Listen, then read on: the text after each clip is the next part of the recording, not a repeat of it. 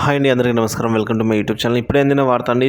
దేశ చరిత్రలో తొలిసారిగా సుప్రీంకోర్టు సంచలన తీర్పు అయితే ఇవ్వడం జరిగింది. వివరాలు వీడియోలో తెలుసుకుందాం. వీడియో ఎక్కడ కానీ స్కిప్ చేయకుండా ఎండ్ వరకు చూసినప్పుడు పూర్తి ఇన్ఫర్మేషన్ అర్థమవుతుంది. అలా వీడియో నచ్చినట్లయితే లైక్ చేయండి. ఇక వివరాలు చూసుకున్నట్లయితే న్యాయవాద వృత్తి వినియోగదారుల రక్షణ చట్టం 1986 పరిధిలోకి రాదని సుప్రీంకోర్టు స్పష్టం చేసింది.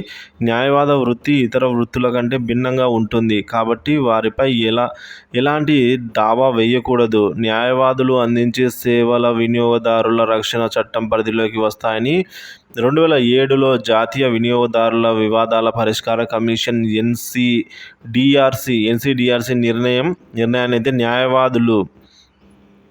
న్యాయమూర్తులు బేలా ఎం త్రివేది మరియు పంకజ్తో కూడిన ధర్మాసనం త్రోసిపుచ్చింది.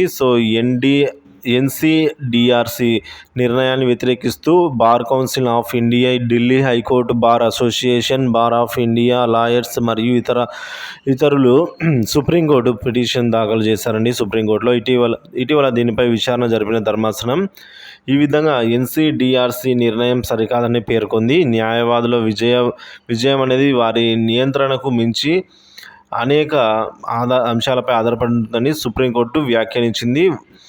వారికి ఉన్నత స్థాయి విద్య, నైపుణ్యము మరియు మానసిక కృషి అవసరమని తెలిపింది. కాబట్టి న్యాయవాదులను వ్యాపారం చేసే వారితో సమానంగా చూడకూడదని వెల్లడించింది. నిస్సందేహంగా న్యాయవాదులు రుసుము వసూలు చేసి కేసులను వాదిస్తారు, కానీ ఇది ఇద్దరి మధ్య ఒక ఒప్పందం, ఆమోదం కలిగినది కాబట్టి వ్యక్తిగత సేవా ఒప్పందం కాదు. అందువల్ల వారు వినియోగదారుల రక్షణ చట్టంలో ఈ నిబంధనలోకి అయితే వర్తిస్తారని భావించడానికి ఎటువంటి కారణం లేదని అయితే సుప్రీంకోర్టు సంచలన తీర్పు అండి దేశ చరిత్రలో ఈ విధంగా అయితే ఇవ్వడం జరిగింది. మొదటగా న్యాయవాది వృత్తి అనేది వినియోగదారుల రక్షణ చట్టం పరిధిలోకి రాదు అని చెప్పేసి స్పష్టం చేసిందండి.